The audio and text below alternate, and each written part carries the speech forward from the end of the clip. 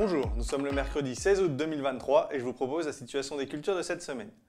Au niveau des moissons, les conditions sèches de la fin de semaine ont permis aux chantiers de bien avancer, mais le retour des pluies samedi a bloqué les derniers chantiers. Mais là, avec les conditions annoncées ces prochains jours, la moisson pourra se terminer. Les conditions climatiques actuelles sont par contre favorables pour les cultures d'été, telles que le maïs, les pommes de terre, les betteraves ou les tournesols.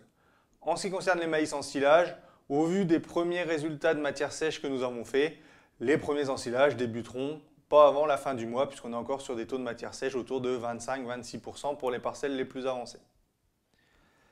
Les conditions actuelles sont aussi favorables à la levée des adventices, puisqu'on observe sur les déchômages une belle levée de repousses et d'adventices aussi. Donc les conditions vont nous permettre de faire des faux semis et donc de diminuer le stock grainé.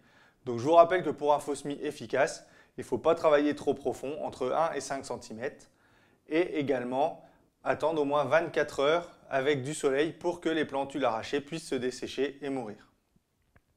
Les conditions actuelles avec la belle humidité sont aussi favorables pour les semis de 6 pans. Donc là, on peut semer toutes les cultures, sauf les moutardes où on est encore un peu tôt. Elles risquent de fleurir en cas d'automne sec.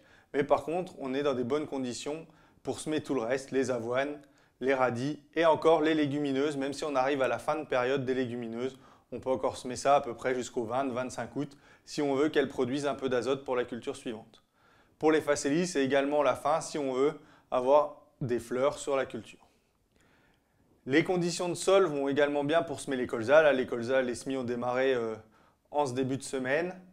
Donc faites attention aux limaces puisque les conditions humides sont favorables au développement des limaces, notamment dans les sols argileux. Comme d'habitude, faites attention à la structure, évitez d'avoir des sols trop motteux, puisque sinon les limaces vont pouvoir se déplacer dans les interstices et donc attaquer le colza. De plus, si on revient sur des conditions plus secs, avoir une bonne structure avec un bon contact sol-graine permettra un bon développement du colza et surtout un bon démarrage.